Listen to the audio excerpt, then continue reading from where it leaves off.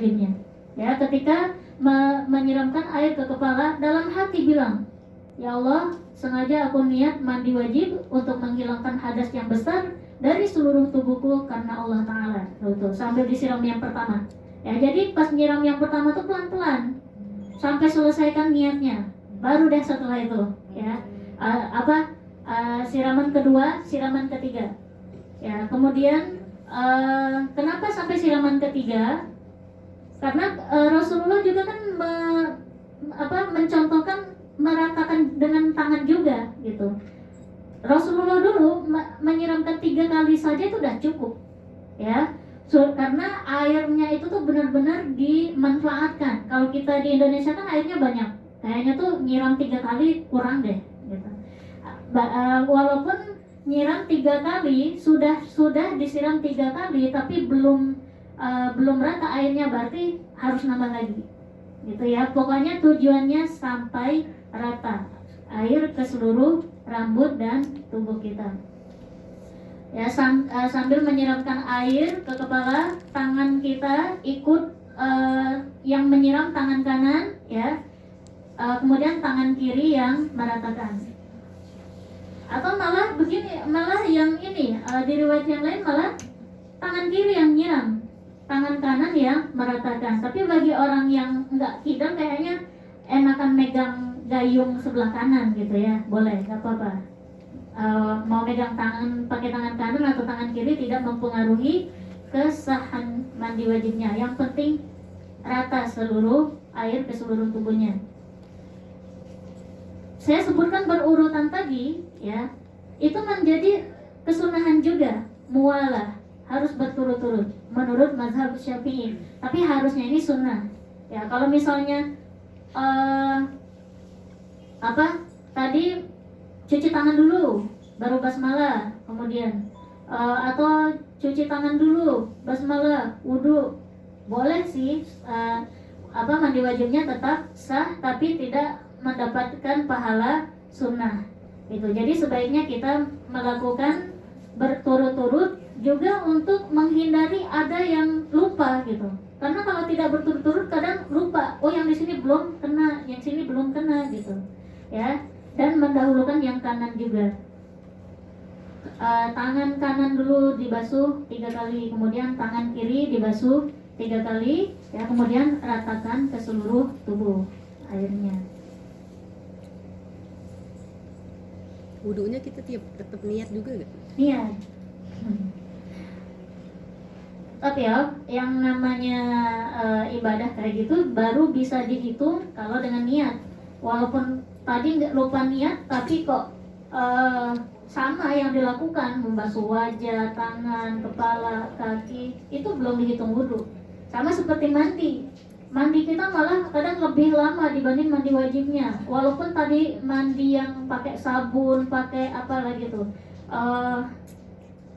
lotion apapun gitu, itu lebih lama, hasilnya lebih wangi. Tapi kalau tadi nggak niat, tidak dihitung mandi wajib. Niat yang mengikat semuanya. Kemudian larangan bagi yang berhadas besar, ya. Tadi kan kita wajib mandi karena keluar mani, berarti itu diwajibkan mandi karena berhadas besar. Kalau keluar mani tapi belum mandi wajib, ada hal-hal yang tidak boleh dilakukan, begitu ya. Atau misalnya setelah berhubungan suami istri belum sempat mandi, ada hal-hal yang tidak boleh dilakukan. Apalagi haid yang waktunya lebih panjang, ya. Selama haid tidak boleh melakukan beberapa hal. Nah, larangan bagi yang berhadas besar ini, semua ulama sepakat tidak boleh sholat, ya, tidak boleh sholat, ya. Ngaji, membaca Al-Quran nggak boleh juga, ya. Tidak boleh sholat, tidak boleh sujud tilawah dan sujud syukur. Loh, kok sujud tilawah, sujud syukur juga tidak boleh? Karena itu dihukumi seperti sholat. Ya, walaupun cuma sujud aja, ya. Sujud tilawah, kapan tuh kita sujud tilawah? Dengar ayat sajadah, atau kita sendiri yang membaca ayat sajadah. Loh, Kalau ada ayat sajadah berarti biasanya saya lihat orang sujud tilawah. Nah, itu harus dalam keadaan suci, ya. Karena sujud tilawah atau sujud syukur itu seperti sholat. Artinya harus dalam keadaan suci, harus menutup aurat, sujudnya juga harus menghadap kiblat seperti sholat kita biasanya. Itu sujud, apalagi ini sujud syukur ya, kan kita sering lihat acara TV tuh, si A menang gitu, wah langsung sujud. Padahal tadi belum wudhu, gitu ya, pakaiannya tidak menutup aurat, begitu. Itu tidak dihitung ibadah sujud syukur, ya. Itu tidak dihitung berpahala karena bukan ibadah. Ya, sujud, kalau mau sujud tilawah dan sujud syukur itu seperti sholat. Ya, harus menutup aurat dan dalam keadaan suci juga menghadap kiblat. Nah, ketika tawaf juga tidak boleh ya. Tawaf tidak boleh. Tawaf itu yang mengelilingi Ka'bah. Kalau orang yang sedang berhadas besar, ini satu-satunya yang tidak boleh, ya. Ritual ibadah haji atau umrah yang tidak boleh tawaf ketika berhadas besar. Nah, tapi kalau sa'i itu masih boleh, ya. Terus bagaimana kalau dia haji gitu, ya? Tawafnya ketika di waktu itu dia sedang dalam keadaan berhadas besar, ya, maka haji atau umrohnya tetap sah, ya, tapi dia tetap tidak boleh tawaf, begitu. Dan karena ada yang tidak dia lakukan, maka nanti dia harus membayar denda, begitu ya. Tawaf yang tidak boleh dilakukan ketika berhadas besar. Kemudian ini nih yang sering ditanyakan, ya. Boleh nggak wanita haid itu menyentuh mushaf, membaca Al-Qur'an? Ya, itu termasuk dalam bagian yang dilarang. Ada menyentuh mushaf, ada yang membaca. Kita bedakan ya, menyentuhnya dulu nih. La yamassuhu illal mutahharun. Tidak boleh ada yang menyentuhnya kecuali yang suci, ya, orang yang suci. Ini di surat Al-Waqiah ayat 79. Nah, kok ulama berbeda pendapat, ada yang bilang boleh, ada yang bilang tidak. Jumhur ulama, ya, bahkan itu hampir jadi kesepakatan ulama, tidak boleh kita menyentuh Al-Quran ketika berhadas, baik itu hadas kecil atau hadas besar. Kalau berhadas besar sudah pasti gitu ya, sudah jelas. Lagi haid nggak boleh megang Al-Quran, apalagi setelah berhubungan suami istri belum sempat mandi, apalagi itu, gitu ya, tidak boleh menyentuh Al-Quran. Nah, kalau yang disentuh itu ada terjemahannya, ya, itu berarti kitab terjemah Al-Quran, boleh. Masih boleh. Yang tidak boleh itu yang Al-Quran benar-benar hanya ayat Al-Quran. Nah, itu yang disebut dengan mushaf. Ya, jadi kalau ada Al-Quran di dekat kita ketika kita lagi berhadas besar, harus hati-hati. Ya, ini Al-Quran atau kitab terjemah atau kitab tafsirnya Al-Quran. Nah, itu tidak boleh disentuh. Yang berhadas kecil aja nggak boleh, apalagi yang berhadas besar. Ya, misalnya kita lagi kita bisa sholat, ya, bisa sholat, maksudnya tuh bisa sholat itu dalam artian tidak berhadas besar, tapi kita belum berwudu. Nah, itu tidak boleh menyentuh Al-Quran ini, ya, harus wudu dulu kalau mau menyentuh Al-Quran. Ya, apalagi kalau belum mandi wajib, mandi dulu, kemudian wudu, baru boleh menyentuh Al-Quran. Nah, kalau membacanya, ya, ini karena tidak ada ayat spesifik yang melarang kita untuk membaca Al-Quran di saat berhadas, maka ulama berbeda pendapat di sini. Ya, kalau menyentuhnya itu semuanya sepakat bahwa tidak boleh. Kalau berhadas kecil, berhadas besar tidak boleh menyentuh Al-Quran. Nah, tapi kalau membacanya, ya, membaca dibedakan hadas kecil, hadas besarnya. Kalau membaca dalam ketika berhadas kecil, nggak apa-apa, ya. Membaca Al-Quran tapi tadi belum wudhu, nggak apa-apa. Misalnya kita megang Al-Quran terjemah, berarti jentuhnya boleh, tidak berwudhu tadi ya. Terus kita mau bacanya juga, boleh juga, ya, karena kita berhadas kecil. Nah, tapi kalau membacanya itu bagi yang berhadas besar tidak boleh, ya, karena la taqra al-haid walal junub syai'an minal Qur'an. Penjelasannya ada di hadis. Orang yang haid atau yang sedang dalam keadaan junub itu tidak boleh membaca Al-Quran. Ada di hadis, tidak boleh membaca Al-Quran. Terus bagaimana kalau dia hendak belajar? Gitu ya. Kalau belajar Al-Quran kan biasanya harus biasanya kan setor tuh, ya, dikoreksi gitu, ya. Nah, kalau niatnya belajar menurut mazhab Maliki boleh, tapi menurut mazhab Syafi'i agak ketat, ya. Kita bermazhab Syafi'i, ya, melafazkan Al-Quran tidak boleh bagi yang berhadas besar. Tapi masih boleh kalau kita bacanya satu kata masih boleh. Tapi itu pun dengan syarat suaranya pelan. Ya, pelannya itu bahkan sampai cuma kita aja yang bisa dengar. Itu mazhab Syafi'i. Jadi mazhab Syafi'i itu hampir nggak boleh menyentuh dan nggak boleh baca juga. Ya, untuk yang berhadas besar nggak boleh menyentuh dan membaca. Tapi kalau dia dalam masa belajar dan belajarnya ini ada targetnya, gitu ya. Misalnya dia belajar di tempat kursus yang harus selesai dalam 5 bulan, gitu. Kelas, ya, kalau dia nggak ikut, berarti dia ketinggalan. Datang lagi,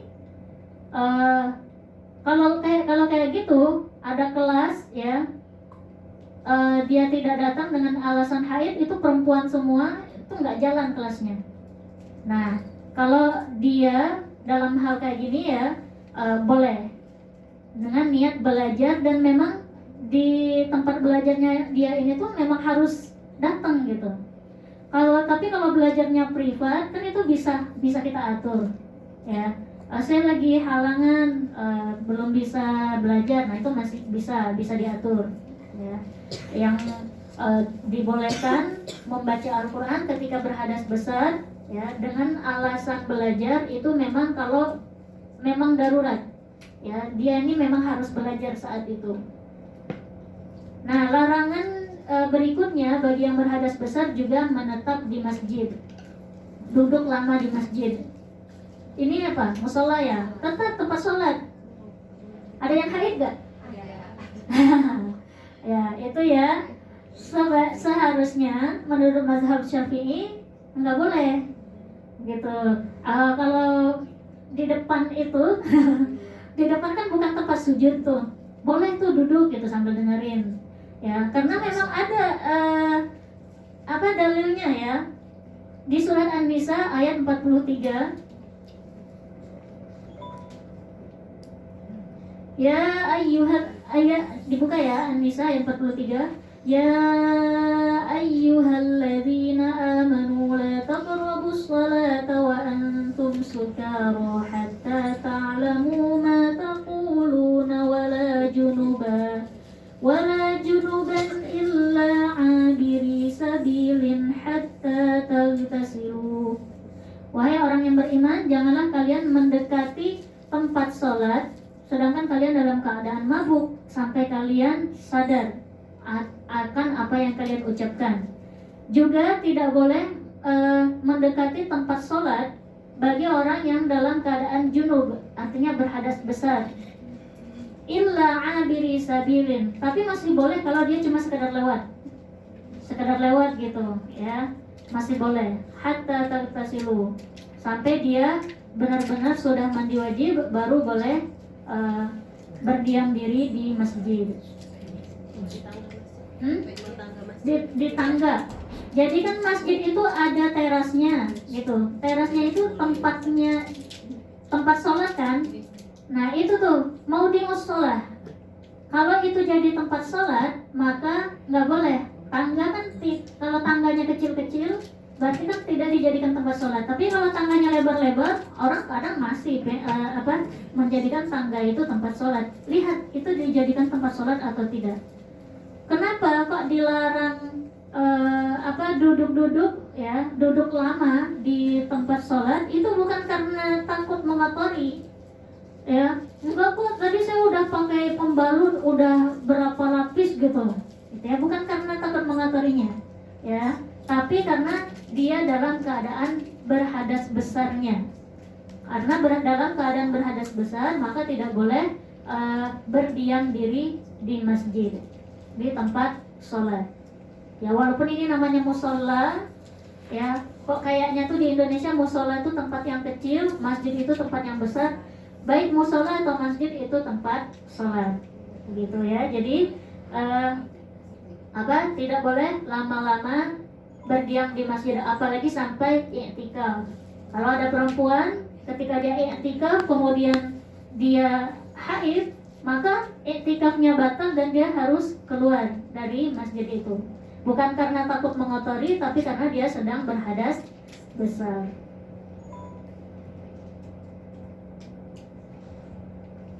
Kemudian larangan yang terakhir, ya khusus untuk wanita haid juga tidak boleh puasa, berhubungan suami istri yang kemaluan ketemu kemaluan dan dicerai. Ya kalau poin 1 sampai 6 itu yang laki-laki berhadas besar juga tidak boleh. Nggak boleh sholat, sujud tilawah, sujud syukur, tawaf, menyentuh mushaf, membaca Al-Quran dengan bersuara, menatap di masjid, ya. Itu 6 atau 7 ini itu laki-laki dan perempuan yang berhadas besar tidak boleh melakukannya. Tapi khusus untuk wanita yang haid, dia tidak boleh puasa, ya. Tapi kalau dia hadas besarnya karena alasan yang lain, boleh berpuasa. Begini ya, jadi kalau dia dalam keadaan haid, kita semua udah tahu berarti tidak boleh puasa. Tapi kalau malam tadi habis berhubungan dengan suaminya, tapi belum pas bangun subuh, belum sempat mandi wajib. Padahal kan puasa sudah harus dimulai dari azannya subuh. Nah, ketika kesiangan, ya kesiangan yang masih bisa sholat subuh, jangan sampai kesiangan lewat subuh ya. Maksudnya tuh bangun tidur lewat subuh, belum sempat mandi, dia tetap wajib puasa. Ya, tetap wajib puasa. Niatnya harus dari malam tadi. Kan udah tahu tuh besok puasa, niatnya dari malam tadi. Semua kita pasti udah tahu ya, niat puasa wajib itu harus dari malamnya. Itu dari sebelum azan subuh. Nah, jadi dia ketika bangun tidur tinggal mandi wajib aja, lanjutkan aja puasanya. Begitu. Tapi kalau untuk wanita haid harus selesaikan dulu haidnya baru boleh berpuasa. Ya, tidak boleh berhubungan yang antara pusar sampai lutut. Di situ. Kemudian tapi kalau dia berhubungan dengan suaminya selain dari situ masih boleh. Ya, masih boleh. Dan kalau misalnya sampai keluar mani berarti wajib mandi bagi suaminya. Kalau yang istrinya orang masih dalam keadaan haid, nanti selesai haid baru dia mandi sekalian. Gak apa-apa. Niat ini selama seminggu dia haid ya berjima misalnya keluar mandi juga iya, keluar mandi juga nggak kalau lagi haid? Enggak ya, enggak. Ya berarti perempuan ini ya karena haidnya aja gitu, dia mandinya nanti karena haidnya aja, tapi dia juga tidak boleh dicerai. Ini jam berapa? Itu yang haid itu ya Bu ya. Karena kadang-kadang kalau kita ngecek bersih atau enggak, kita kadang-kadang suka ragu-ragu karena kalau saya itu biasanya setelah bersih benar-benar udah nggak ada keluar lagi gitu ya, misalnya saya mandi ternyata besok keluar lagi kayak coklat kayak gitu. Jadi saya ada bertanya kemarin sebenarnya udah bersih beneran atau belum. Kira-kira kebiasaannya begitu nggak? Biasanya begitu. Nah, kalau memang kebiasaannya begitu dan masih terhitung batas 15 hari, ya udah lihat kebiasaan. Oh, saya emang biasa nih, agak Di dulu apa ada jeda. tidak ada jedanya dulu, ya, sehari terus keluar lagi, berarti dia masih dalam keadaan haid. Karena dia udah tahu kebiasaan dia kayak gitu, nggak usah mandi. Tunggu aja sampai udah biasa haidnya 7 hari gitu. Tapi memang biasanya hari ke-6 itu agak nggak kelihatan gitu ya darahnya. Tapi biasanya kalau kita benar-benar pakai kapas itu kelihatan kok masih ada kuningnya. Itu. Jadi untuk memeriksa suci dari haid itu jangan lihat celananya, ya, tapi pakai kapas atau tisu, benar-benar ditempelkan ke kemaluan. Karena kuningnya aja itu masih terhitung haid sampai benar-benar putih, ya, tidak ada warna darah baru boleh mandi wajib. Pakai bahasa kita aja, ya. Sambil mandi wajib tadi kan ya sunah-sunahnya apa? Pas lagi membasuhkan air ke kepala, sambil niat, aku niat mandi wajib untuk menghilangkan hadas yang besar dari seluruh tubuhku, fardu karena Allah Ta'ala. Ya, tapi tadi udah bilang mandi wajib kok, nggak usah mengulang fardu juga nggak apa-apa, karena wajib dengan fardu itu sama. Aku niat mandi wajib untuk menghilangkan hadas yang besar dari seluruh tubuhku karena Allah Ta'ala.